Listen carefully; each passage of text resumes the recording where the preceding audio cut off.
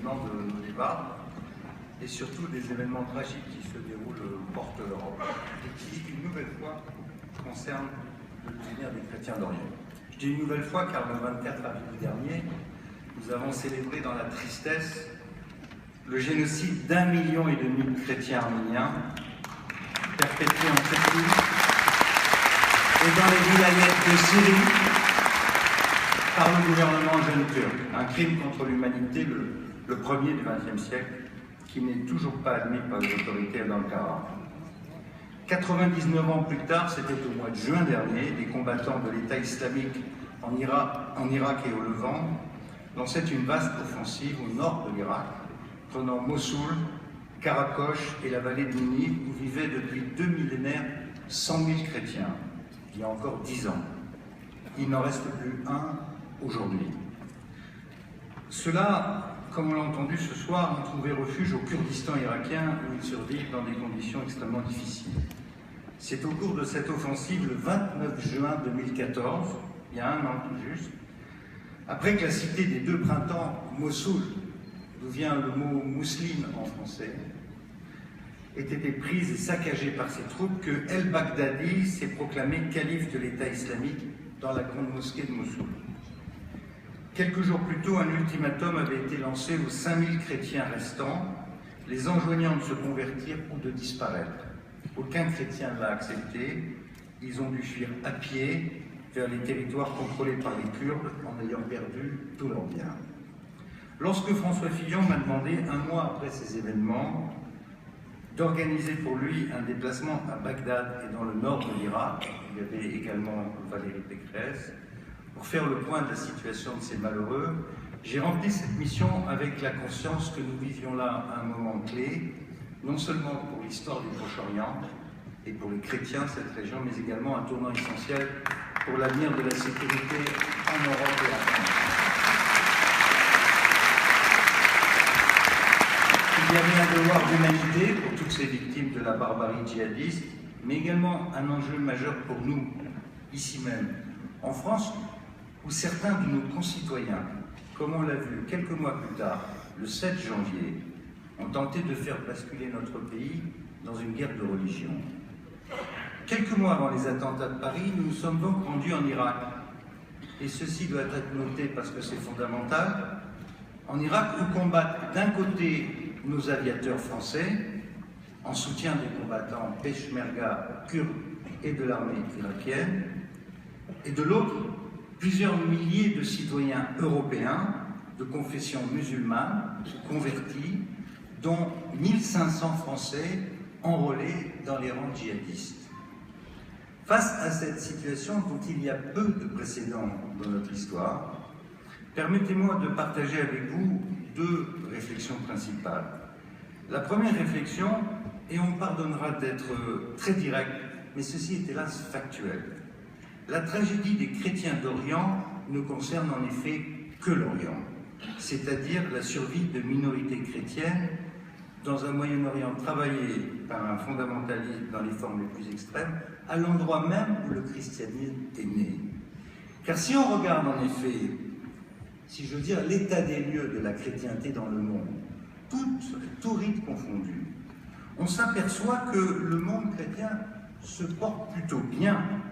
Globalement, en proportion de la population mondiale, la proportion est la même il y a un siècle. En 1910, il y avait 35% de chrétiens dans le monde. Aujourd'hui, il y a 32% de chrétiens. 600 millions il y a un siècle, 2 milliards sur 7 milliards aujourd'hui. Ce qui a changé, c'est la répartition de ce monde chrétien. Le monde chrétien a un peu baissé en Europe et en Amérique. En revanche, il a explosé en Afrique subsaharienne et en Asie également, il a progressé. Si bien que, pour ne citer que quelques exemples, le Nigeria comporte dans sa population plus de protestants que l'Allemagne, où a été inventée la réforme. Le Brésil compte davantage de catholiques que l'Italie, tandis que l'Indonésie, pays musulman d'Asie, comporte plus de chrétiens que les 20 pays musulmans d'Afrique du Nord et du Moyen-Orient. D'où cette première observation, la région du monde où la présence chrétienne est la plus faible, et aussi la plus menacée, est le Moyen-Orient musulman. Il ne reste plus que 3 à 4%, c'est-à-dire 12 millions de personnes. Cette tendance à la disparition lente comme irrémédiable de la présence chrétienne en Orient est une tendance longue dans l'histoire et lourde. En Turquie, aujourd'hui, il ne reste qu'un % de chrétiens contre 20% il y a un siècle. Au Liban, 34% contre 55% en 1910. En Syrie, 4,6% contre 34%. En Irak, 4% contre 10%. Et en Égypte, Monseigneur, malgré 8 millions de Coptes, la plus forte proportion de chrétiens au Moyen-Orient, ce sont 10% de la population actuelle, contre 25% il y a un siècle. Tout cela résulte naturellement d'un certain nombre d'exactions qui ont créé des migrations depuis le deuxième. Tu veux que je m'interrompe, Jérôme? Eh bien, dans ce cas, je m'interromps.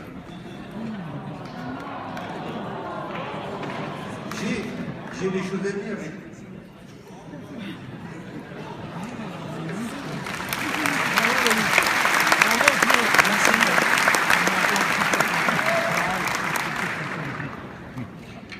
Et oui, c'est le résultat de beaucoup d'années qu'il faut peut-être rappeler ici, parce qu'on ne dit pas assez. En plus, c'est en train d'être enlevé des livres d'histoire. Donc, je vais faire un peu d'histoire. Bravo, bravo, bravo. Pour ne prendre l'exemple que des chrétiens d'Irak, ceux-ci ont dû subir depuis la conquête arabe en Mésopotamie, en 637, de multiples exactions, tantôt dues à la confrontation des empires ottomans et safavides. On en revit un épisode aujourd'hui même. Tantôt des exécutions de masse, je pense au massacre de 20 000 chrétiens en 1843 par les Ottomans, et plus récemment au massacre perpétré par l'armée irakienne à Mossoul en 1933, et bien sûr aux multiples violences subies à partir de 2003 pendant la dernière guerre d'Irak. D'innombrables lieux de culte chrétiens ont été détruits et reconstruits, y compris par la France. Je pense à l'impératrice Eugénie, beaucoup dans le nord de l'Irak. Et que dire des nombreux faits du même genre qui se sont produits dans d'autres pays, en Égypte notamment. Cette violence croissante s'est accélérée dans les dernières décennies, produit d'une radicalisation du discours islamiste importé du salafisme et du wahhabisme depuis le début des années 70, c'est-à-dire le début du choc pétrolier. À titre d'exemple, et ça c'est intéressant, le fondateur du Pakistan moderne, Mohammed Ali Jinnah, s'adressait ainsi à ses concitoyens en 1947 en présentant sa nouvelle constitution. Je cite, « Vous êtes libres d'aller dans vos temples, vous êtes libres d'aller dans vos mosquées ou dans tout autre lieu de prière dans cet nouvel État du Pakistan.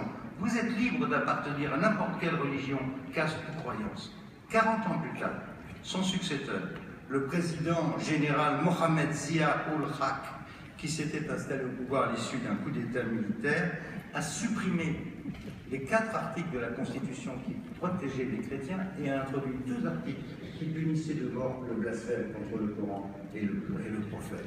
Mais comme le Pakistan était l'allié des Occidentaux et des Américains pendant la guerre froide, personne n'a rien dit.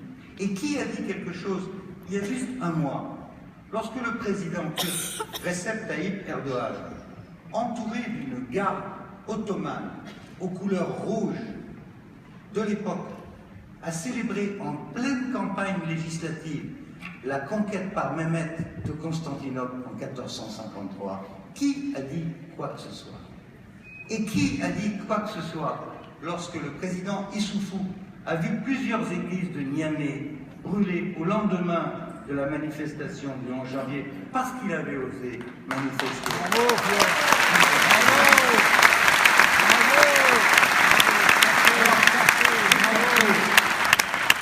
Ce processus de radicalisation des dernières décennies a été accéléré par des phénomènes géopolitiques très importants qui seraient, on le dit, trop long de rappeler ici, alors je vais faire très court.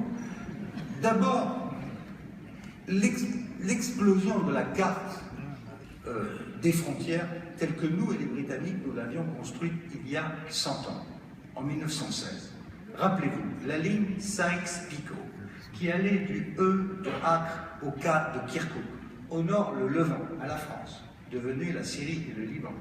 Au sud, tout le reste, à savoir l'Irak, la Jordanie et la Palestine sous mandat. Tel était le partage il y a un siècle. De ce partage sont nés plusieurs États.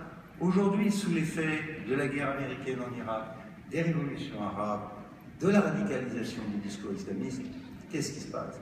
L'Irak, monsieur l'ambassadeur, je suis navré de le dire, en face de vous, a littéralement implosé en 3 morceaux. Un morceau kurde, un morceau chiite, un morceau sunnite aux mains de l'État islamique aujourd'hui. La Syrie a littéralement volé en éclats. Personne ne sait ce qu'il en sortira. Quant aux autres pays, ils sont directement menacés.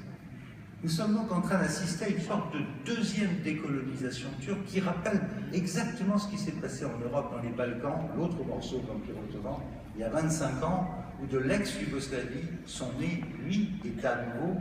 Il nous appartient donc d'imaginer ce que sera cet autre Moyen-Orient et de l'imaginer avec un deuxième facteur, qui est la renaissance du conflit entre sunnites et chiites, qui est absolument dominante, puisque la guerre aujourd'hui se fait par procuration entre l'Iran d'un côté, l'Arabie Saoudite, les Turcs, les Qataris d'ailleurs divisés de l'autre côté. Voilà le contexte géopolitique dans lequel s'inscrit la problématique de la survie des chrétiens en Orient. Et alors la question, elle est extrêmement compliquée. Que faut-il faire avec ces chrétiens?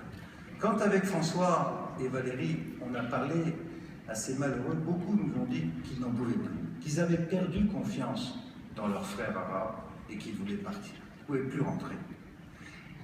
Si tel est le cas, alors il faut faire quelque chose. Nous ne faisons rien. Sur les 350 000 immigrés, mesdames et messieurs, entrés en France au cours de la dernière année, 200 000 légaux, 70 000 demandeurs d'asile, au moins autant de clandestins, nous n'avons pris en France que 6 000 Syriens.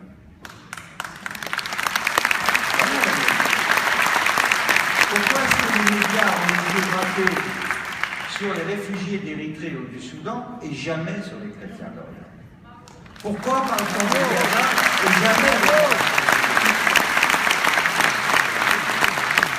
Et si nous voulons vraiment combattre, alors il faut faire autre chose que la politique complètement erratique de François Hollande qui se borne à suivre comme un toutou la politique encore plus erratique des États-Unis.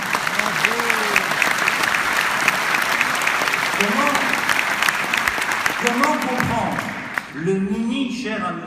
Fabius, sinon comme un aveu total d'impuissance? Que veut dire punir El-Assad, c'est-à-dire en menaçant de le bombarder, alors qu'aujourd'hui, on banque au profit donc de groupes terroristes que nous bombardons aujourd'hui même de l'autre côté de la frontière en Irak? Quelle est la cohérence de cette politique? Et je rejoins totalement et François, et Claude Coasguel, et Nathalie. Claude l'a dit peut-être de façon encore plus forte. Il faut sortir de ce silence. Parce que ce silence, il doit nous interpeller sur l'essentiel. Et vous savez ce que c'est que l'essentiel? C'est que quand on se demande pourquoi on ne parle pas de ces drames, pourquoi on n'ose pas parler de ce que vivent les chrétiens d'Orient, comment comprendre ce silence et cette indifférence résignée avec laquelle nous semblons accepter à l'avance la disparition programmée des chrétiens d'Orient, la région même où le christianisme est né? Comment comprendre cela, si ce n'est comme une sorte d'apostasie lente dans laquelle nous-mêmes, nous nous sommes engagés depuis des années?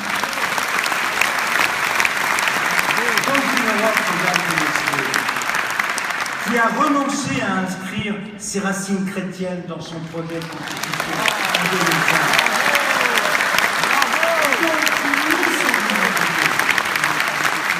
Dans une France qui envisage de supprimer l'étude du haut Moyen-Âge, c'est-à-dire de la chrétienté, c'est-à-dire des croisades qui font partie du récit national. Dans une Europe qui font mille oublier qu'avant le 7e siècle, cette région, elle était chrétienne.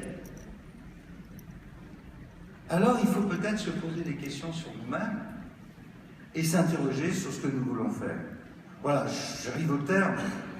Ce que je veux dire, mes chers amis, c'est que il faut prendre garde à ce que, par petites lâchetés successives, en refusant de voir ce qui